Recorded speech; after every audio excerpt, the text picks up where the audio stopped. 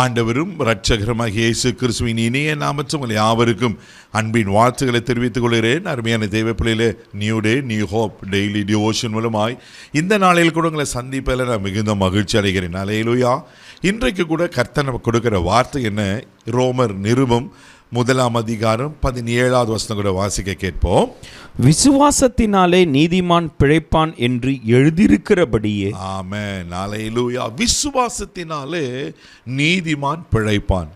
தெய்வ பிள்ளையிலே ஒரு ஆவிக்குரிய மனுஷனுக்கு, ஆவிக்குரிய மனுஷிக்கு, ஒரு ஆவிக்குரிய வாழ்க்கைக்கு விசுவாசம் மிக மிக மிக அவசியமாக இருக்குது. அதனால தான் இங்கே சொல்லப்பட்ட விசுவாசத்தினாலே நீதிமான் பிழைப்பான்.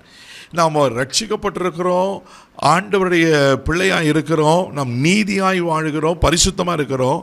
ஆனால் அந்த பரிசுத்தத்தில் நீதியில் நான் வளரணும்னா, ஒவ்வொரு நாள் அதில் நான் பிழைத்திருக்கிறேன்னா விசுவாசம் அவசியமாக இருக்குது.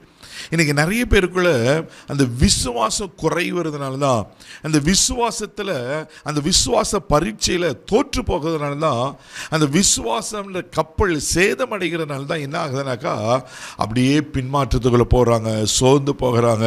ஐயோ ஆண்டவர் என்னை கைவிட்டாரா அப்படின்னு ஆண்டவர் மேலேயே ஒரு பெரிய சந்தேகம் உண்டாகிறது நான் பார்க்கிறோம். அல்லேலூயா. தேவப்பிள்ளையில் அதான் எங்கள் அப்போஸ்தலனாகிய பவுல் சொல்கிறாரு ரோமாபுரிய சபைக்கு, விசுவாசத்தினால நீதிமான் பிழைப்பான். அல்லேலூயா. அப்போது ஆவிக்குரிய வாழ்க்கையில் விசுவாசம் மிக மிக அவசியமாக இருக்குது. நீங்கள் எபிரேயர் நிருபம் 11:1 வாசிப்பீங்கன்னா அது ஒரு டெஃபினேஷனை அங்கே அப்போஸ்தலனாகிய பவுல் தான் அது எழுதியிருக்கிறார். வாசிக்க கேட்போம். விசுவாசமானது நம்பப்படுகிறவைகளின் உறுதியும் காணப்படாதவைகளின் நிச்சயமுமாய் இருக்கிறது. ஆமென். விசுவாசம் என்னது? நம்பப்படுகிற உறுதி, காணப்படாத நிச்சயம். நம்பப்படும். இப்போது நான் ஒரு காரியத்தை சொல்கிறேன். இப்போ நாளைக்கு கர்த்தர் உங்களுக்கு ஒரு லட்ச கர்த்தர் கொடுக்குறாருன்னு வச்சுங்களேன். என்ன பிரதர் கதை விடுறீங்க அப்படின்னு யூஸ்வலாக எடுத்தோன்னு அந்த தாட்டு வரும். ஆனால் இல்லை, பிரதர் சொல்லியிருக்கிறாரு இது வரும் அப்படின்னு நம்புகிறோம் பாருங்க. விசுவாசமானது நம்பப்படுகிற உறுதி. ஏன்னா சொன்னது யாரு? ஆண்ட்ரூ சொல்லியிருக்கிறார், கண்டிப்பாக வரும்.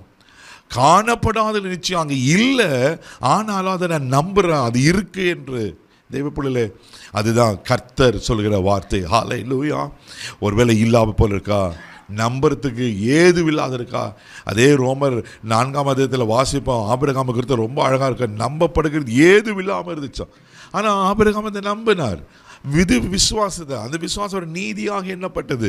அதனால தான் அவருக்கு விசுவாசங்களை தகப்பன் என்று இன்றைக்கு நம்ம அழைக்கிறோம். அல்லேலூயா. அப்போது நம்பப்படுகிற உறுதியும் காணப்படாதலின் நிச்சயமாக இருக்கிறது.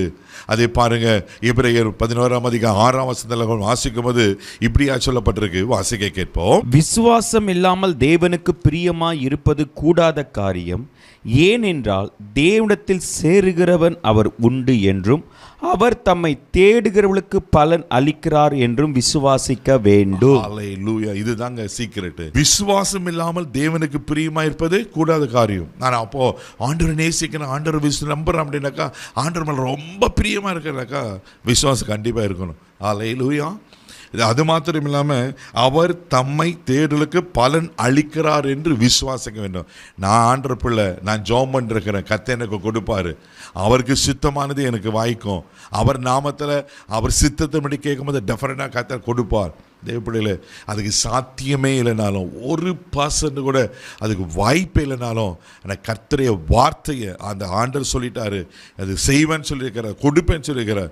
100க்கு 100 நீங்கள் அதை நம்பும் போது, விசுவாசிக்கும் போது கர்த்தரை நிறைவேற்றுவார். அல்லேலூயா. அதனால தான் விசுவாசனால் நீதிமான் பிழைப்பான் என்று சொல்லப்பட்டிருக்கு. உங்கள் விசுவாசத்தை பழகு பண்ணுங்க, நீங்கள் பிழைத்துக் கொள்வீங்க. கண்களை மூடி நம்ம செபிக்கலாம். தகப்பனே, உமக்கு நன்றி சொல்லி துதிக்கிறோம், ஸ்தோத்திரப்பா. விசுவாசத்தினால் நீதிமான் பிழைப்பான்னு சொன்ன போல ஆண்டவரே அப்பா உமக்கு நன்றி. நாங்கள் உங்களை 100க்கு 100 விசுவாசிக்கிறோம்ப்பா. ஆண்டவரே உமக்கு நன்றி சொல்லுகிறோம். ஆண்டவரே ஆமென். யோவான் 11:40 வாசிக்கிறோமே, நீ விசுவாசித்தா தேவ மகிமையை காண்பாய் என்று சொல்லி. ஆண்டவர் அன்றைக்கு ஆபிரகாம் அந்த மகிமையை பார்த்தது போல ஆண்டவர் நாங்கள் அந்த மகிமையை காண உதவி செய்யும். இந்த நாள் முழுதும் கரம் பிடித்து நடத்தும். தெய்வீக பாதுகாப்பாக ஒப்பு கொடுக்கிறோம். இயேசுவின் மூலம் ஜெபம் கேளும் பிதாவே. ஆமென். நீங்கள் விசுவாசிங்க, மகிமையை காண்பீங்க. God plus.